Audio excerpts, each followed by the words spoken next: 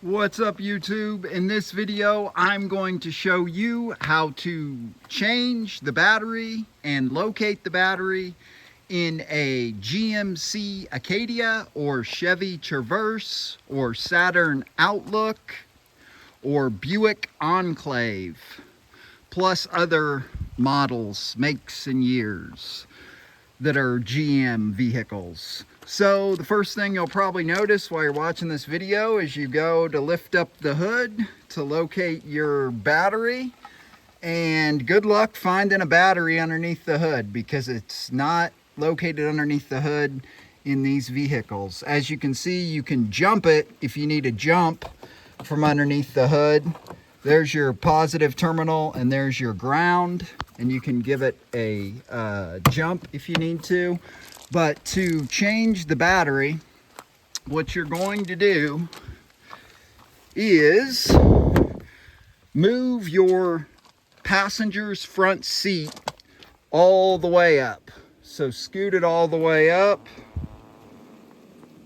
And this might require, if you have an electric seat like this one, you know, jump starting it and giving it some juice to do that. And the type of battery that it is going to take is a H6. So it's going to be an H6, and the type of battery that you're going to need is linked up in the description below. So click that link right in the description below and it'll take you to Amazon and get you a way better deal than you know, you can at your local auto parts store or anything. And plus it helps support the channel. So now the next step is you're going to take out this floor mat right here, and there's going to be 3 of these little deals that you just twist to the left.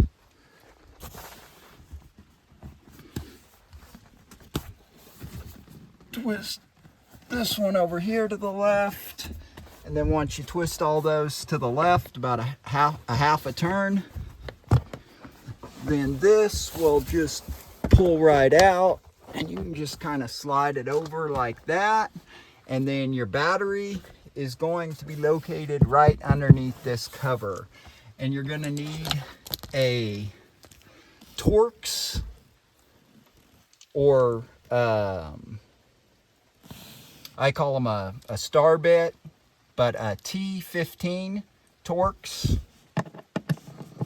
And there's only one bolt that holds in this cover. And you'll just take out this bolt. As you can see right there, Torx, that's what it looks like, T15. And then the other tools that you're gonna need for this job is a 13 millimeter with a long extension and a 10 millimeter. So just take out that bolt, set it right down there, and then this cover, it hooks right here, so you just want to pull it back towards that side like that. And then this deal for the rear seat just unsnaps like that.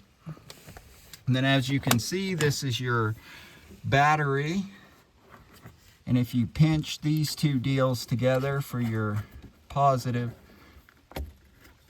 terminal, sorry, it's kind of hard to do this while holding the phone. There we go. Just pinch those together. Then as you can see, to take off each one of your terminals, you'll loosen the 10 millimeters right there on your neutral. And then what holds in your battery, if you look right down there, this will focus, right there is a 13 millimeter. And that is what holds in the battery. So that's why I said you need a long extension with a 13 millimeter.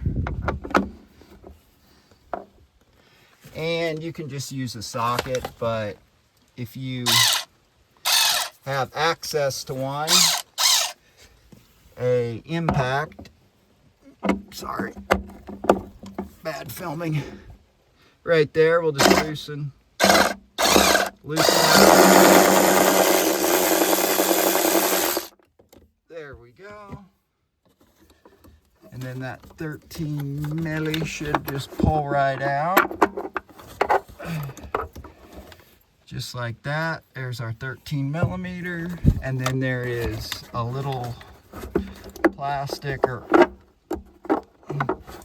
plate deal that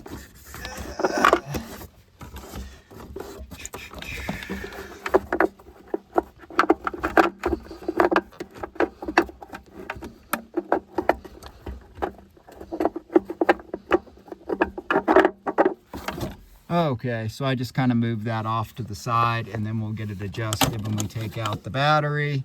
So then we'll get our 10 millimeter, and probably won't want to loosen these or tighten them with a impact, just because you don't want to strip them out for obvious reasons.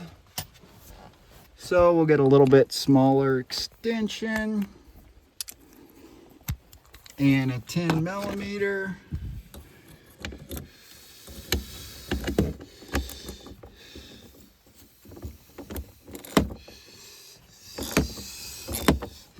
And just loosen that 10 millimeter. And then that terminal should just pull right off of there if you wiggle it a little bit, just like that. And then we'll do the same thing with the neutral side, or the black side.